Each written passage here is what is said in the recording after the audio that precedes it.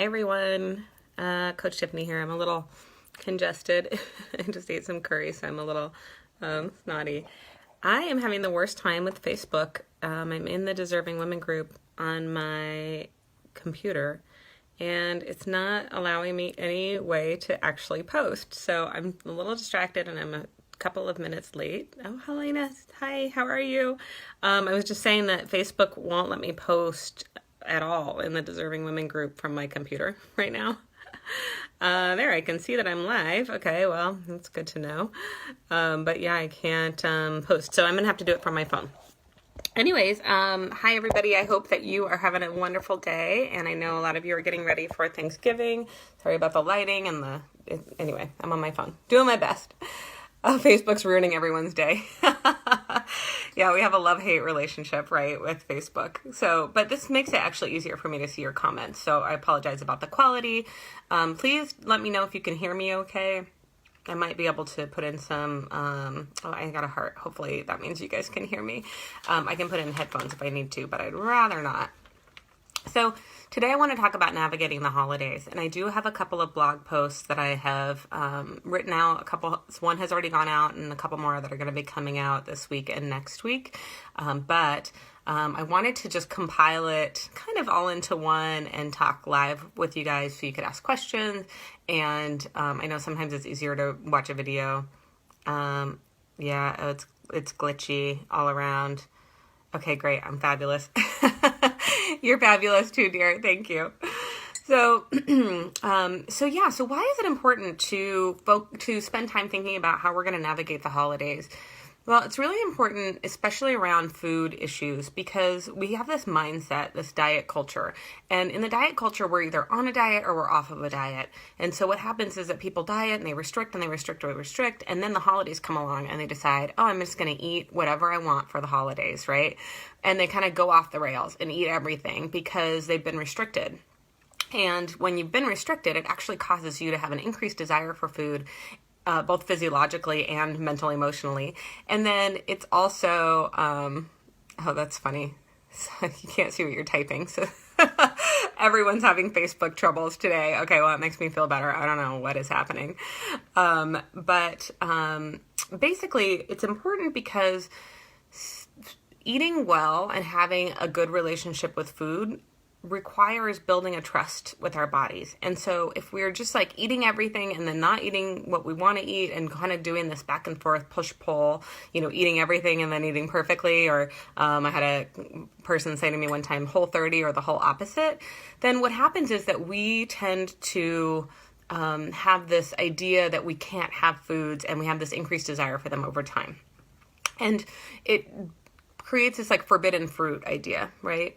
Versus understanding that every day matters with our bodies, right? And that caring for ourselves is a critical part of building that trust that I mentioned. And that it's a relationship that we want to nurture and nourish. So it's important. And I like to think of it as kind of like brushing my teeth. Like just because I ate sugar today doesn't mean I'm not going to brush my teeth, right? I'm still going to brush my teeth every day, unless, I don't know, maybe I'm sick or I'm camping and I forgot my toothbrush or something. That actually recently happened to me. I went to camp, yes, and I forgot my toothbrush.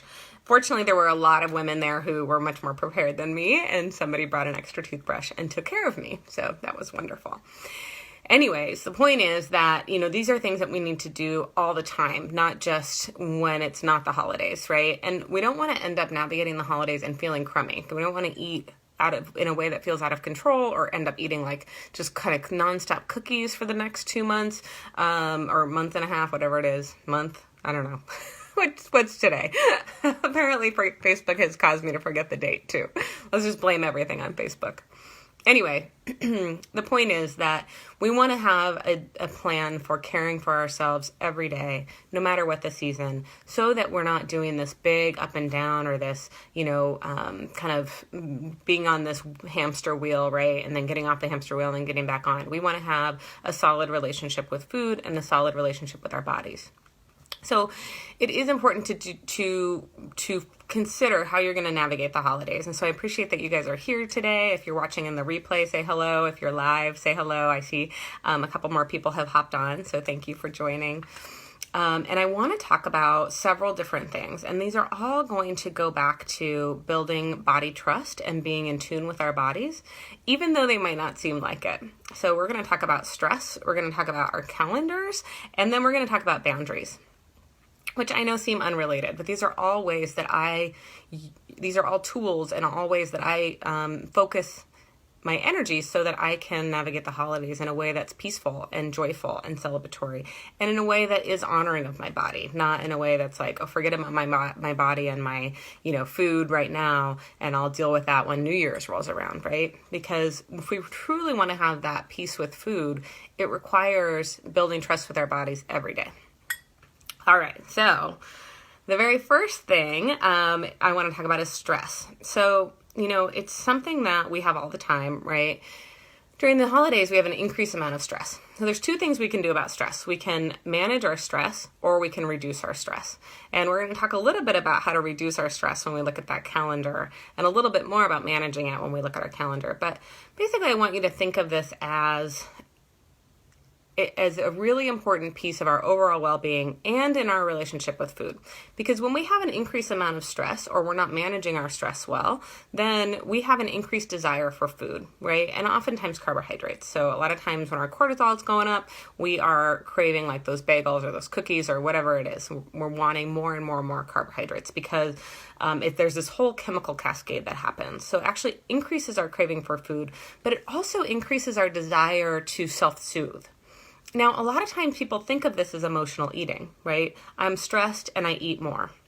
But what it really looks like, because emotional eating, let me just pause here.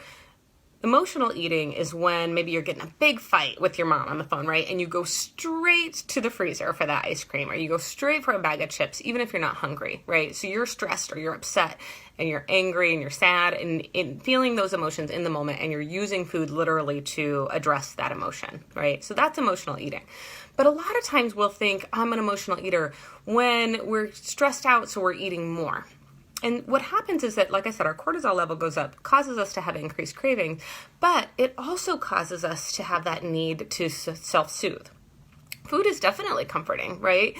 And so if we're not feeling satisfied, or if we're feeling, general disease in our life, we're going to tend to rely on food more heavily than normal to get that kind of comfort. Does that make sense?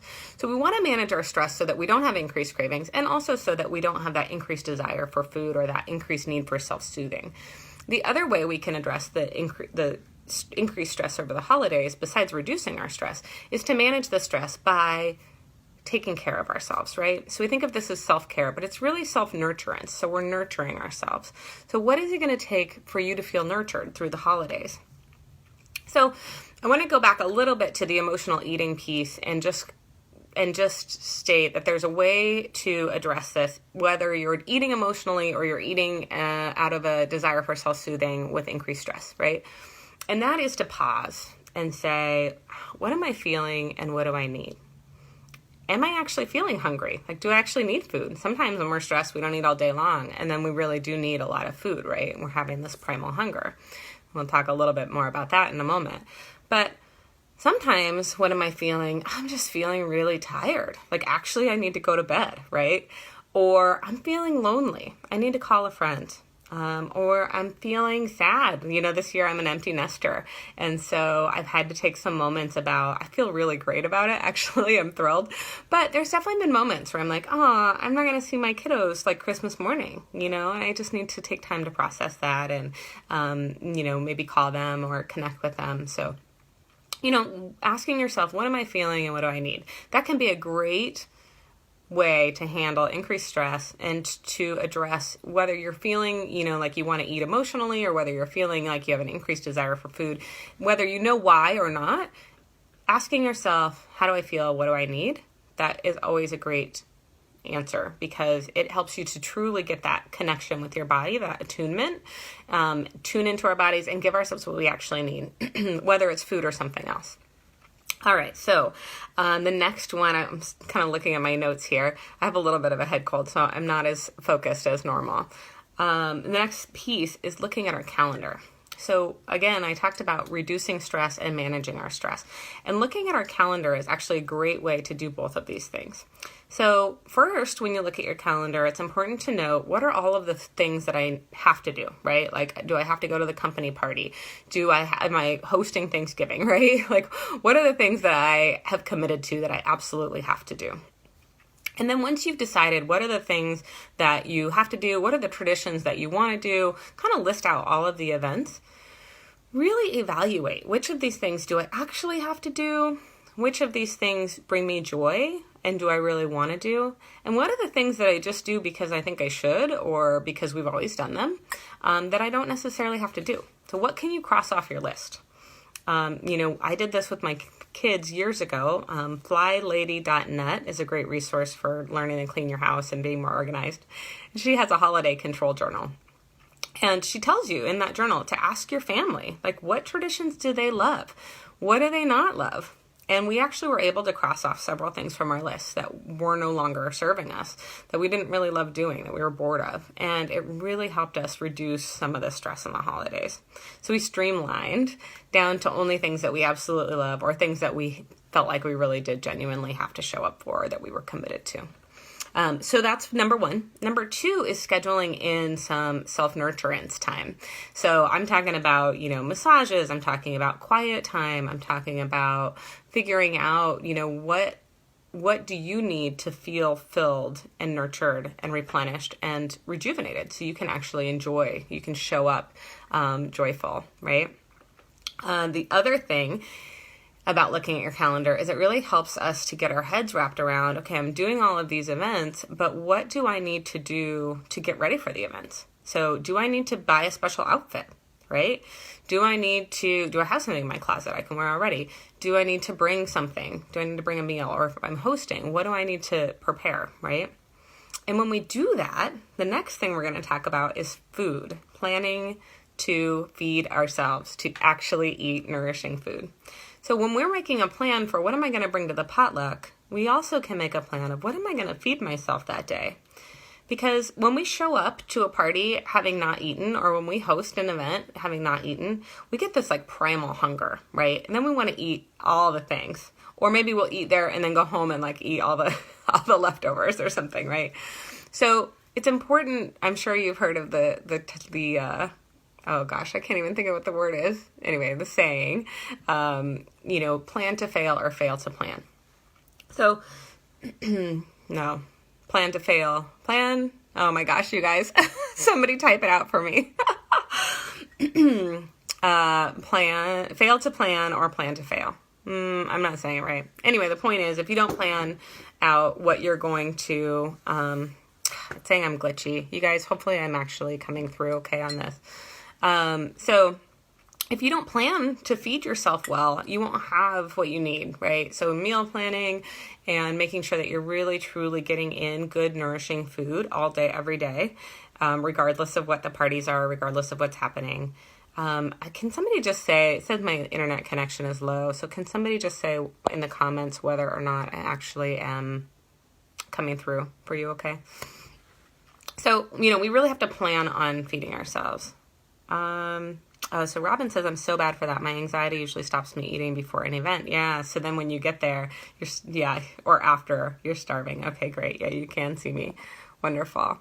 You end up eating cheesy fries at 11 p.m. Yeah. Oh my gosh. That's totally happened to me. I even sometimes just am excited. And so I get to the event. I don't think about eating, right? And then I end up eating like whatever it is, cookies on the way home. I don't know.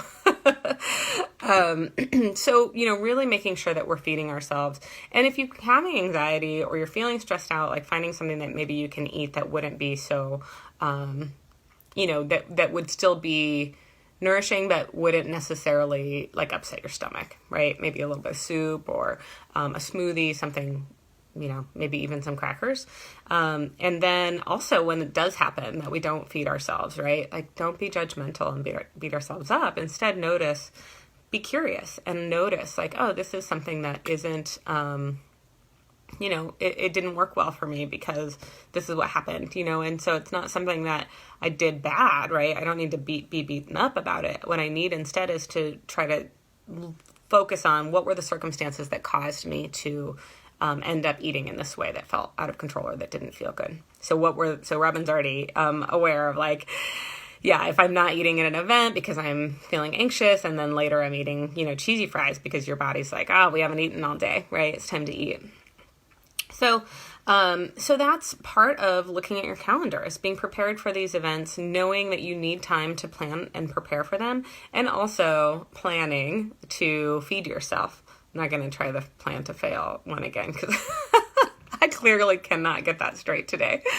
But plan to feed yourself. What are you going to eat Christmas morning, right? What are you going to eat Christmas Eve morning? What are you going to, how are you going to have some meals available? Do you need to do some freezer meal planning? Do you want to order some food that's quick and easy? Maybe like today I have a coffee date with someone and then going to the networking event. We're meeting at New Seasons, so I can have salad bar before the event, so I make sure I'm well fed before I go. All right, so next thing, and I think this is the biggie, this is the last of it. So I know I've been kind of going fast and furious, but I wanted to fit in as much as possible without spending too much time, because I know it can get really hard to watch, like an hour-long video. And let me just go back to the calendar one more time. So basically, we're wanting to decrease our stress level by planning and being prepared and reducing the number of things that we actually have to do so that we can increase our satisfaction over the holidays. We can decrease our emotional eating or our desire for food due to that increased stress level, right? And that's going to be also important when we are looking at self-care, self-nurturance. These things are all tied, and they're all going to go back to increasing that body trust and increasing, starting to heal our relationship with food every day, even during the holidays. All right. So, boundaries. This is the biggie. I have a group coaching program I know some of you know about that I started in the fall, and I'm going to start another group in the spring. And we had a community meal last weekend where I served a Thanksgiving style meal, and we talked about navigating the holidays. And it was a really beautiful meal, and I really loved it. And so one of the things that came up was boundaries. And so when people are going home or going to see their family, they're getting comments like, oh, you look like you've put on weight, or even you look like you've lost weight, or things like, are you sure you really want to eat that? Do you really want to have seconds? One person talked about that they went to dinner at like 5 or something, or 6. And then at like 10 o'clock at night, she was hungry again and wanted to eat. And her mom was like, oh, do you really need that? We already had dinner, but she was hungry. So a lot of times when we're trying to learn to be more in tune with our bodies, we're trying to learn to care for ourselves, nourish ourselves, eating in a way that supports our needs, right? So when we go from the diet culture out here to learning to listen to what's in here and what our body needs, our body's messages, such as our hunger signal and, even our desires, like even foods that are satisfying. When we're trying to shift from that, a lot of times our family tries to kind of drag us back into diet culture. We may also have the opposite where, maybe you're gluten-free for health reasons, or maybe you just don't want some fudge or something, and you've got somebody who's like, I made this just for you. Come on, don't you want some? Just try a little, even if you don't really want it, right? So in that case, you can just say, no, thank you. No, I'm full, thanks. Or, I really don't, like, it doesn't really work for my body, something like that, right? So that's pretty simple. We can pretty easily deflect that. If someone says again, no, you really, really got to try this, you can say, I know you want to support my wellness, or you wouldn't want me to feel over full and uncomfortable. So, I'm going to decline, or no, thank you again, and simply just no, really, thanks. But when it comes to comments about our bodies or those kind of digs, are you sure you need another piece of pie or whatever it is? What do we do? What do we say about that? This can be really, really challenging, and a lot of people get a lot of internalized shame from this, body shame. This is something that oftentimes is also like lifelong, right? So we just know we're going to get that comment, and it's going to hurt, right? And I think some people actually avoid going home because of this. So how do we do it? Well, the first step, and again, I wrote some blogs about these things, so you don't have to memorize any of this or write it all down, but the replay will stay in here. You can watch it again later if you'd like, and there's definitely some things in here that aren't in the blogs, but the blogs go into more detail about a lot of these things. So the first step is really getting quiet, and again, getting in tune with yourself and your body, and figuring out what is it that you actually want and need. So perhaps you want your mom to not comment about your body, or you want to be able to eat without anyone commenting on your food choices. Or maybe you just don't want, your grandmother like poking you in the side, or your mom, talking smack about her hips in front of your daughter, something like that. So figure out what it is that you really need and want. And then figure out whether it's worth it and whether you have the energy for it. So, if it's your cousin that you only see once a year and the comment isn't really a big deal and you don't really, doesn't really bother you, it may not be worth the energy of trying to set a boundary. If it's your parent and it's been lifelong, it might take too much energy to address it right now. So if you can't or don't want to right now put the energy into setting this boundary, and then it's really important to figure out some other ways to manage the feelings that you're going to have, right?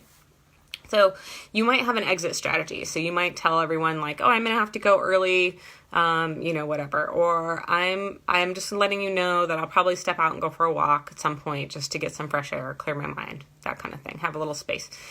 Kind of set the stage. So set the expectation that you're going to take breaks when you need to. And then also look at, do you have support people? Can you have an ally, like at the house? Is there somebody you can make eyes at every time, somebody mentions, what your choices are about your plate? Every time somebody says something about your mashed potatoes, I don't know. Is there a person that you can reach out to in your life, like a friend that you can say, hey, I'm going to need some support around this time. Can we talk about it before I go and after?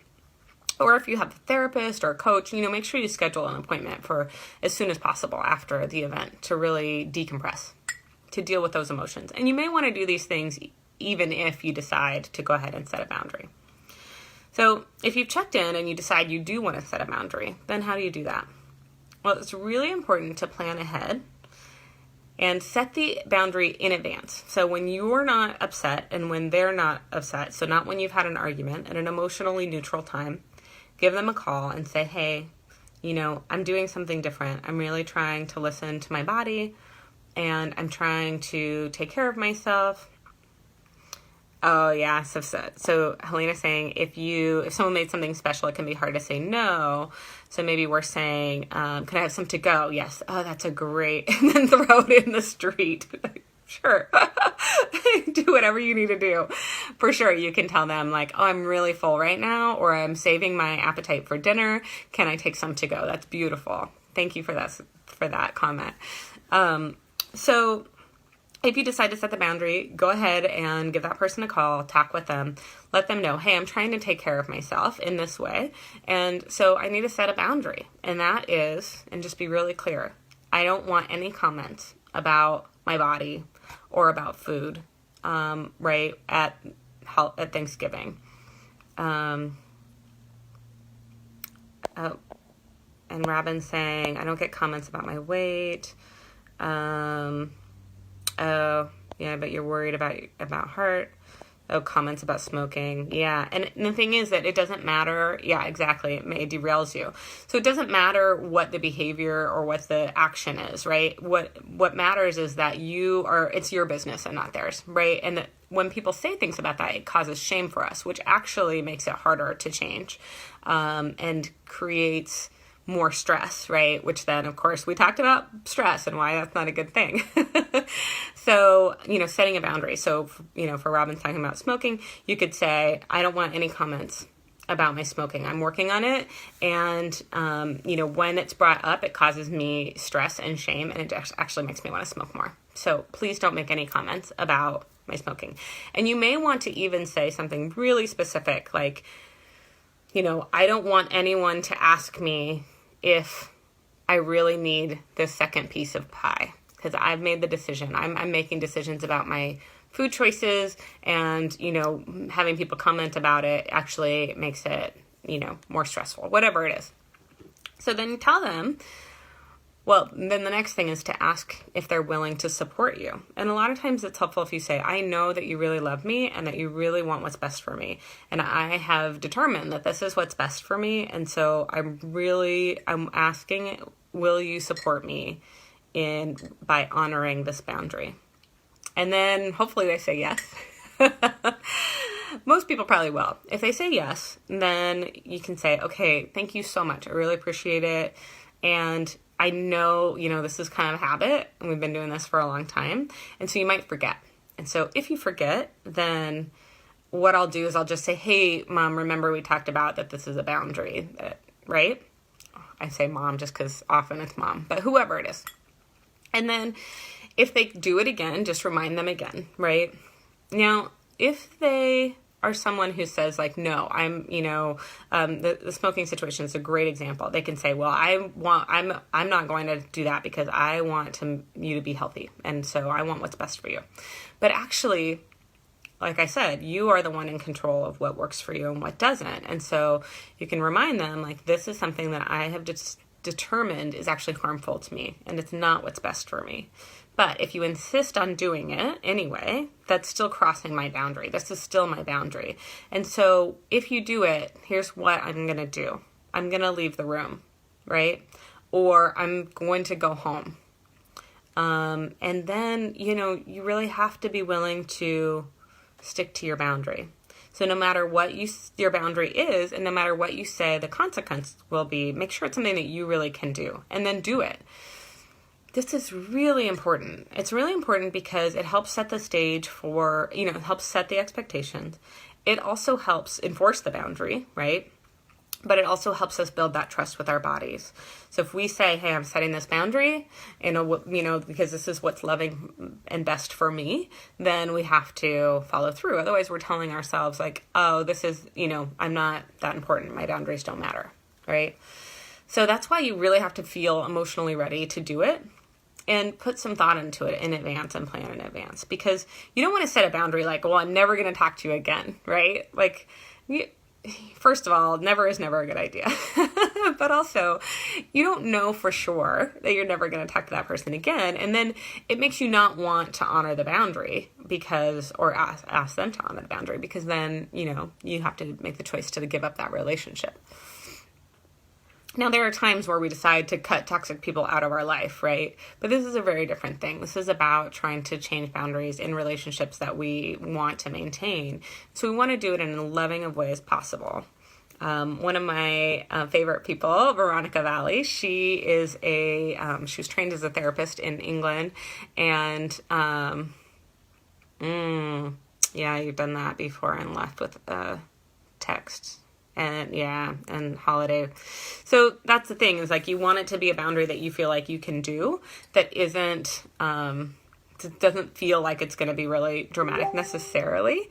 But if that happens, then, just reinforcing like, hey, I said I was going to leave and I'm letting you know that, you did cross that boundary and that was the consequence and you already knew that. And so I'm just honoring my boundary here.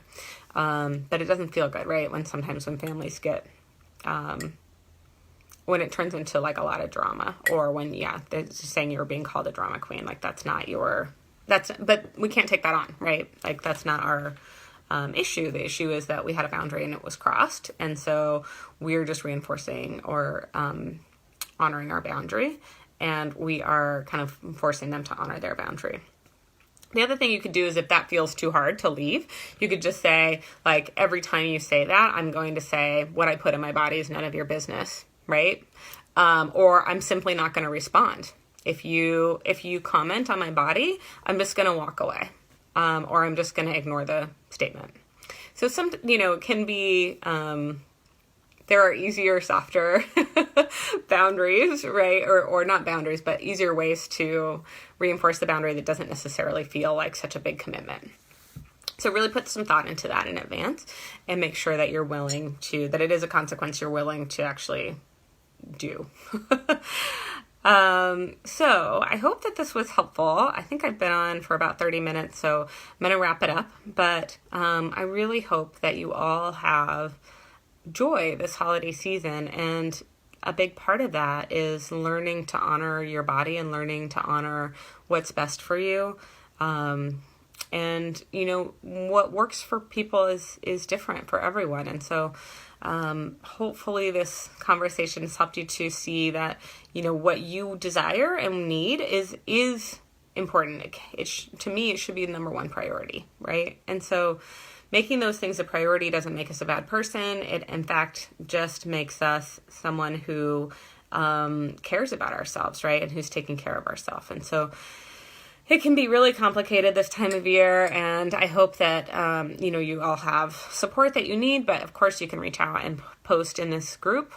Everybody here is really nurturing and loving and wants what's best for each other. So I think for the most part, most people understand that what's best for you isn't necessarily what's best for them, and, that it's about having autonomy, right? So anyways, I've gotten a little bit off of a tangent. Like I said, I have a cold. Forgive me.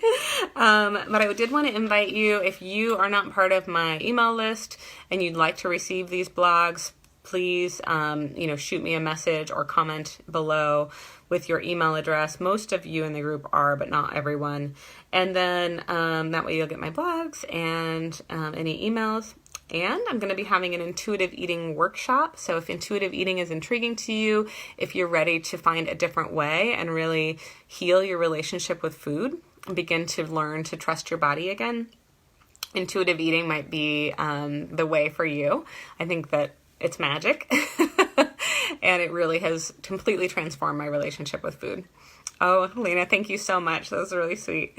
I really appreciate you being such a great part of this group and watching today. And so I'll be posting about the intuitive eating workshops, and actually I'm going to be having an intuitive eating course that's going to be starting in January. So all of that will be part of the group, and of course email announcements will go out as well. All right, I hope you guys have a wonderful Thanksgiving. Bye.